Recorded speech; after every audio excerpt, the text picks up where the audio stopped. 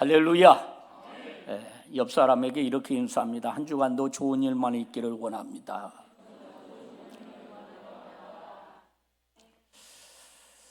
며칠 전에 우리 노예 직전 노회장님께서 전화가 왔어요. 전화의 내용은 이런 것이었습니다. 목사님, 팔복에 대한 말씀을 증거해야 되겠는데 이 팔복의 애통이 뭐예요? 라고 저에게 묻더라고요. 그래서 마침 제가 뭘 하고 있지요? 이 팔복을 지금 여러분에게 전하고 있어서 팔복이라고 하는 것은 이러한 내용 가운데 애통이라고 하는 말은 이러한 것이다 라고 이렇게 말씀을 하는데 마지막에 이런 말을 하는 거예요. 참 팔복을 하나하나 강해한다고 하는 것이 참 어렵다. 사실 그분은 설교학 교수거든요. 제가 결코 저를 자랑하려고 하는 것은 아닙니다. 여러분에게 강조하고 싶은 것은 뭐냐면 사실 이 팔복을 하나하나로 나누어서 말씀을 전한다고 하는 것은 쉽지 않다라고 하는 겁니다. 그래서 어떤 목사님은 2가지로 묶어서 하기도 하고 어떤 목사님은 3가지로 묶어서 하기도 하고 어떤 목사님은 그냥 하나로 끝냅니다. 또다시 무슨 말이냐? 이것을 살에 붙여서 말씀을 20분, 30분 동안 전개해 간다는 게 쉬운 일이 아니다라고 하는 거예요. 제가 말하고 싶은 것은 어쨌든 최선을 다해서 준비한 만큼 여러분들이 이번 이 팔복, 예수님의 산상수훈 팔복을 통해서 여러분의 신앙이 무르익어가는, 성장해가는, 성숙해가는 그런 계기가 되기를 바랍니다. 자, 예수님의 오늘은 산상수훈 가운데 몇 번째지요? 4번째 시간입니다. 오늘 우리 부목사님께서 읽었듯이 5장 6절의 말씀에 보니까 의에 줄이고 목마른 자는 복이 있나니. 아멘입니까? 의에 줄이고 목마른 자의 복입니다. 여러분, 미국 하버드대 마이클 샌델 교수는 정의라고 하는 말을 정의는 무엇인가 라고 하는 책에서 3가지의 방식으로 말을 합니다. 그것은 첫째 행복이다. 2번째는 자유다. 그리고 3번째는 미덕이다. 그리고 좋은 삶이다 라고 이렇게 말을 했습니다. 샌델 교수는 이러한 과정을 통해서 다양한 도덕적, 종교적 가치들을 반영할 수 있는 공정한 정의를 정의할 수 있다라고 이렇게 말을 했습니다. 이는 무슨 말인가? 곧 이 샌델 교수는 의에 대한 정확한 정의를 갖고 있지 않다는 것입니다. 그것이 세상이 가진 의의 실상이다라고 이렇게 말하고 싶습니다.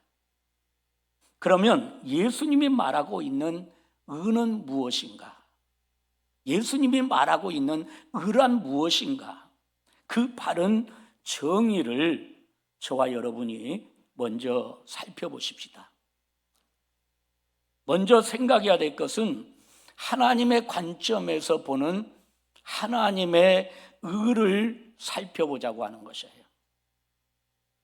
우리가 하나님의 관점에서 바라보는 의를 살펴보면 첫 번째로 등장하는 것이 로마서 3장 10절의 말씀입니다.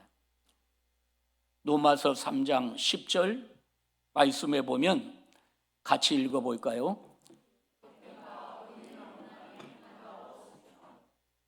기록된 바 의인은 없나니 하나도 없다라고 말씀합니다.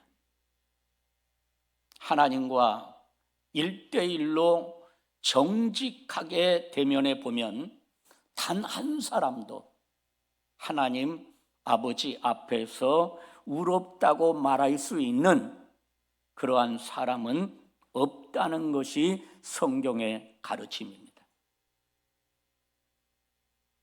오늘 본문은 우리 예수님께서 제자들에게 오늘 우리가 보았듯이 의에 줄이고 목마른 자는 복이 있다고 말씀을 하십니다.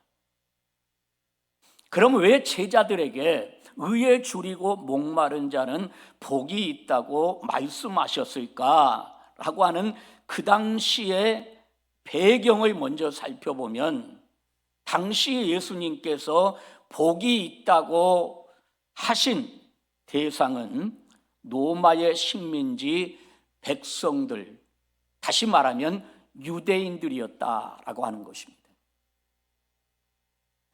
이것이 팔복을 이해하는 중요한 열쇠임을 저와 여러분이 놓치지 말아야 된다라고 하는 것입니다. 그들에게는 남아있는 의가 없었습니다. 또한 제공되는 의가 하나도 없었습니다. 그들은 늘 손해를 보고 억울하고 빼앗기고 답답했던 것이 그들의 삶이었습니다. 그들은 이런 억울함에서 벗어나고 싶었기에 누군가가 이 부당함을 풀어주기를 사무치게 기다렸다라고 하는 것입니다. 심지어 줄이고, 여기에 나타나는 줄이고라고 하는 말은 헬라어로 페이나오라고 하는 말로 쓰여져 있는데, 이 페이나오라고 하는 뜻은 뱃속에 아무것도 없는 상태를 말합니다. 그러니까 그들에게 의가 완전히 하나도 남아있지 않는 그러한 상태를 의미한다고 하는 것입니다. 예수님은 그런 그들에게 한마디로 말씀하시기를 복이 있도다 라고 선언을 하셨습니다. 무슨 뜻입니까? 그것은 그들 자신에게 남아있지 않는 의의 부당함으로 인해서 메시아를, 즉 구원자를 사무치게 기다리는 상태였음을 말한다라고 하는 것입니다. 그들이 처한 상황이 의에 줄이고 목말랐기 때문입니다. 이 말은 곧 우리의 상황이 어렵고 힘들고 고통 가운데 있다면 그것이 오히려 축복일 수도 있다는 것입니다. 아멘이십니까? 왜냐하면 그 상황이 구원자 예수님을 만날 수 있는 서로의 기회이기 때문에 그렇다라고 하는 것이죠. 여러분과 제가 늘 말씀 가운데서 또한 듣기도 하고 생각했던 내용, 많은 것을 소유했다고 해서만이 행복한 건 아니라고 했습니다. 중요한 것은 무엇이냐? 인생의 참 복은 모든 것을 다 가진 것에 있지 않다라고 하는 것이에요. 옆 사람에게 한번 손을 잡고 따뜻하게 말해줘 봐요. 인생의 참 복은 모든 것을 다 가진 것에 있지 않습니다. 어떤가요, 여러분? 아멘이 된가요? 아이러니한가요? 혹시 아이러니 하지 않으세요? 다 가지면 그게 복인 줄로 압니다. 이걸 구체적으로 나누면, 돈이 이만큼 많으면 복받았다라고 말합니다. 그러나 제가 산상수훈을 펼치면서 심령이 가난한 자라고 하는 말씀을 전하면서 진정한 복은 무엇에 있지 않다? 물질에, 돈에 있지 않다. 성도에게 진정한 복은 무엇인가를 지금 여러분에게 계속해서 말씀을 드리고 있는 겁니다.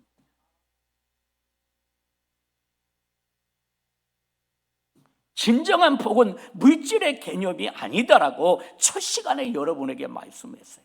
진정한 복은 우리는 믿음의 사람이잖아요. 하나님의 자녀잖아요. 하나님의 백성들이잖아요. 진정한 복은 내가 진정으로 예수님이 필요한가? 이것이 진정한 복의 개념이라고 그랬어요.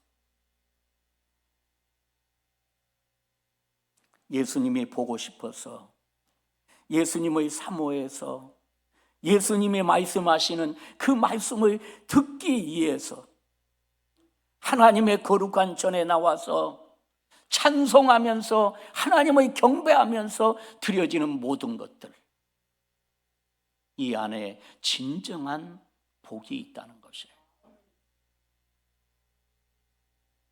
우리는 세상의 의를 통해서는, 세상의 그 어떤 것을 통해서라도 결코 만족을 누릴 수가 없다라고 하는 것입니다. 그렇다면 여러분, 하나님의 의가 무엇일까요? 하나님의 의란 무엇입니까? 성경이 말하는 의는 단 하나를 가리키고 있습니다. 그것이 무엇일까요? 혹시 아시는 분 계세요? 그렇지요. 정확하게 말했습니다. 성경이 말하는 의는 단 하나를 가리키는데 그것은 예수 그리스도입니다. 예수 그리스도 외에는 하나님의 의가 없다고 성경은 말합니다. 예수 그리스도가 나를 괴롭게 하신다는 그 단순한 믿음이 곧 하나님의 의를 내게 이룰 수 있는 단 하나의 방법이라고 말을 합니다. 그것이 어디에 나옵니까? 로마서 3장 21절로 23절에 보면 잘 나타나고 있어요. 그 23절의 마지막에 보면 모든 사람이 죄를 범하였음에 하나님의 영광에 이르지 못한다라고 하는 것입니다. 그렇다면 진정한 의는 예수 그리스도밖에 없다라고 하는 것이에요. 그렇다면 오늘 본문 속에서 의에 줄이고 목마른 자는 무엇을 의미하는가? 답은 이미 주어졌다라고 하는 겁니다. 그것은 예수 그리스도를 통해서 죄사함 받기를 사무치게 원하는 자, 예수 그리스도의 구원에 대한 갈급함이 절대 굶주림으로 여겨 그분으로 채우시기를 원하는 마음을 가진 자, 그의 믿음이 하나님의 의를 이루는 길이다라고 하는 것이에요. 나는 오늘 이 시간에 하나님의 전을 찾아 나온 여러분들, 여기서 중요한 점이 하나 있습니다. 당시의 모습을 보면 의에 줄이고 목마른 자들은 제자들뿐만 아니었습니다. 그 시대를 겪고 있는 모든 유대인에게 해당되는 말이었습니다. 그런데도 중요한 것은 무엇이냐? 그러함에도 불구하고 참의가 이 땅에 왔는데, 참의가 누구지요? 예수 그리스도가 이 땅에 왔는데 유대인들은 몰랐다라고 하는 것입니다. 유대인들은 몰랐어요. 이것을 소위 다른 말로 표현하면 하나님의 말씀을 듣기는 듣는데 그 말씀이 성령의 충만함에 의해서 성령의 임재하심 속에서 깨달아져야 되는데 깨닫지 못하니까 깨닫지 못하니까 어떻게 돼요? 늘 하나님을 잊어버리고 산다라고 하는 것이에요.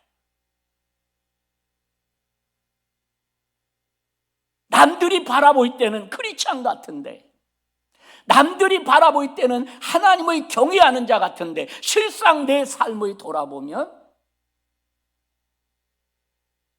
하나님이 없는 자의 모습처럼 비춰지기도 한다라고 하는 것이에요. 그 이야기가 가장 여러분의 마음에 와닿는 성경의 예를 들면 요나라고 하는 사람입니다. 우리가 요나서 1장을 딱 피면 하나님께서 아미떼의 아들 요나에게 말씀하셔요. 뭐라고 말씀하시냐? 요나에게 말씀하시는데 이러한 내용이 나오죠. 요나야, 니느웨에 가서 하나님의 복음의 말씀을 외쳐라. 그런데 요나가 어떻게 했지요? 니느웨로 갔지 아니하고 다시스로 가는데 마침 뭐가 준비되어 있어요? 다시스로 가는 배가 준비되어 있는 거예요. 여기서 잘 들으세요. 요나는 이렇게 생각했어요. 야, 내 믿음대로 되는구나. 아이고, 하나님이 딱 이렇게 역사하는구나가 아니라, 야, 내가 생각하는 대로 잘 되는구나. 그러면 다시스로 배를 타고 갑니다. 그런데 뭐가 일어나요? 풍랑이 일어나요. 그런데 풍랑이 일어나니까 그 배 안에 있는 사람들 가운데서 혹시 쉬운 예로 표현할게요. 혹시 죄를 지은 사람, 잘못된 사람이 여기 이 배에 타지 않았는가 하면서 제비를 뽑았는데 누구예요? 요나예요. 그래서 그런 요나에게 1장 9절의 말씀에 보면 이런 말씀을 해요. 요나를 가리켜서 너는 누구냐? 너는 누구냐고 요나에게 물었을 때 요나는 아주 또 이렇게 말을 해요. 나는 하나님을 경외하는 사람이다. 이게 요나의 모습이에요. 이것이 우리의 모습이에요. 정말 요나가 하나님을 경외하는 사람이면 니느웨 성으로 가서 하나님의 복음을 외쳐라면 어떻게 해야 돼요? 외쳐야지요.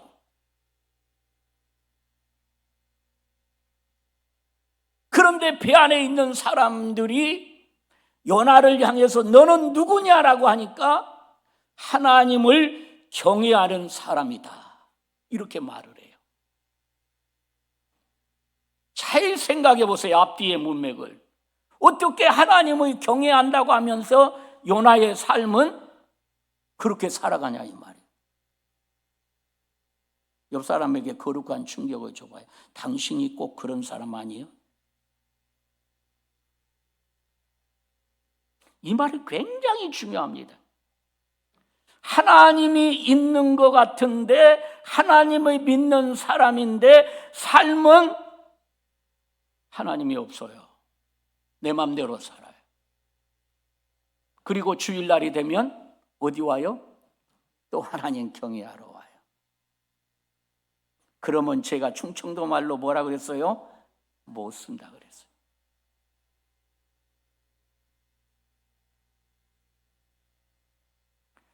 정말 우리가 하나님을 믿는다고 하면, 예수님이 필요하다라고 한다면, 예수님께 간구하고 예수님께 물어보고 예수님의 뜻을 알고 우리가 살아가야 되지 않을까요?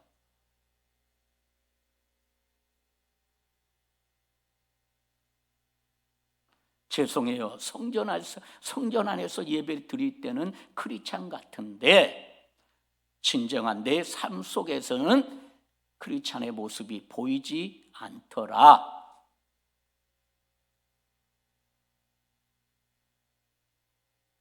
성도 여러분, 유대인들에게 해당되는 이 말씀, 참 의가 이 땅에 왔는데 유대인들은 몰랐어요. 왜일까요? 저는 이렇게 생각해 봤어요. 그들이 생각하는 의와, 지금 요나의 이야기를 잘 생각하세요. 그들이 생각하는 의와 세상의 의와 하나님의 생각하는 의가 달랐기 때문에 그래요. 여러분, 우리는 이런 착각에 빠질 때가 있어요. 모든 것이 내 믿음대로 내가 잘하는 것처럼 살면서 하나님의 뜻대로 사는 것처럼 착각에 빠질 때가 있어요. 하나님의 뜻을 찾아서 사는 것처럼 느껴질 때가 있어요. 내가 마치 행하는 모든 것이, 내가 행하면서 해나가는 모든 것이 정말 하나님의 뜻 안에서 이루어지는 것처럼 행할 때가 많다.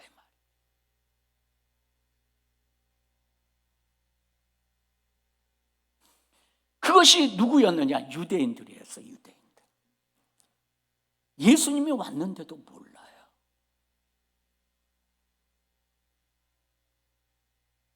그들이 생각하는 의와 세상의 의와 하나님의 생각하는 의가 달랐기 때문에 그렇다라고 합니다. 그렇기에 그들은 예수를 알아보지 못해요. 예수를 알아보지 못하면 어떻게 될까요? 결과는 그를 십자가에 못 박아 죽인 겁니다. 오늘 저와 여러분도 예수가 누구인가를 분명하게 알지 못한다면 우리도 얼마든지 유대인들처럼 예수님을 십자가에 못 박아 죽일 수 있어요. 여러분의 인생의 삶에 진정 예수가, 하나님의 의가 여러분 안에 자리 잡고 있는가?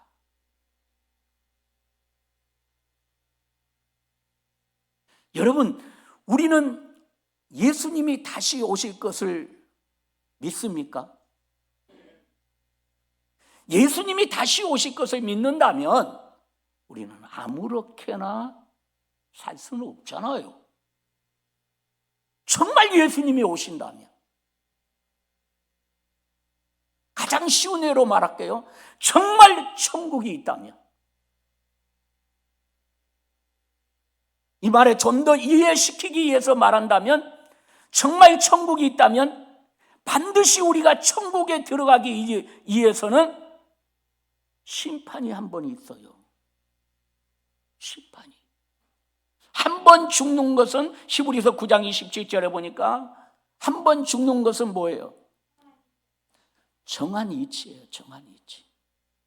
다 죽어요. 제가 어제 어떤 집사님 가정에 갔더니, 목사님 너무 보고 싶어요.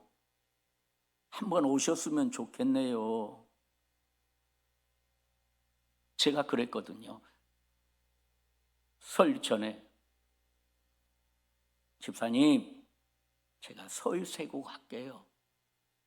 그랬더니 설 세고 간다 그랬는데 아마 내가 나타나지를 않으니까 목사님이 보고 싶다고. 목사님 만나면 예수님 만나는 것 같아서 아멘 하신 분은 200년 사시기 바랍니다. 그래서 제가 갔어요. 우리 원로 장로님 가정도 지금 다음 주로 이렇게 계획을 잡고 생각하고 있습니다만, 갔더니 아이고 우리 예수님 목사님 오셨습니다. 그러면서 이야기를 나누는 가운데서, 목사님 내가요 92살이요.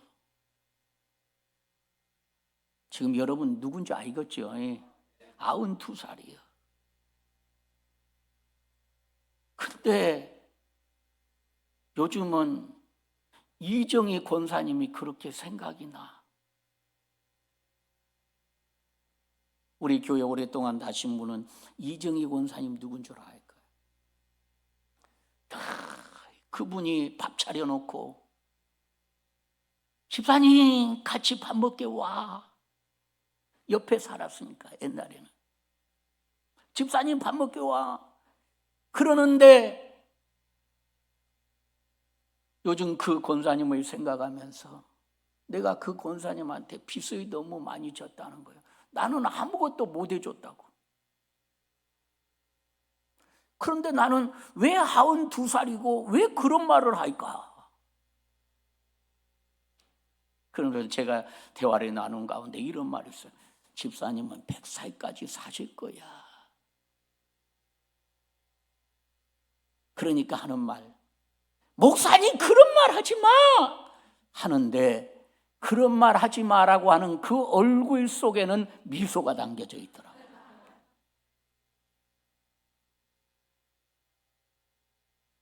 무슨 뜻인지 알겠죠? 이게 사람의 욕심이에요. 내가 그런 분한테 그런 소리 하지 말라고 하신 분한테 일찍 죽으세요 그렇다고 한다면 어떻게 되겠는가 한번 생각해 보세요. 내가 100살까지는 살아야 된다. 아멘. 오늘 여기 자리에 보니까 이정구 집사님이 오늘 안 보이시는데 우리 이정구 집사님이 27년생이야. 그럼 지금 몇 살이요? 그렇게 계산이 안 됩니까? 몇 살이요?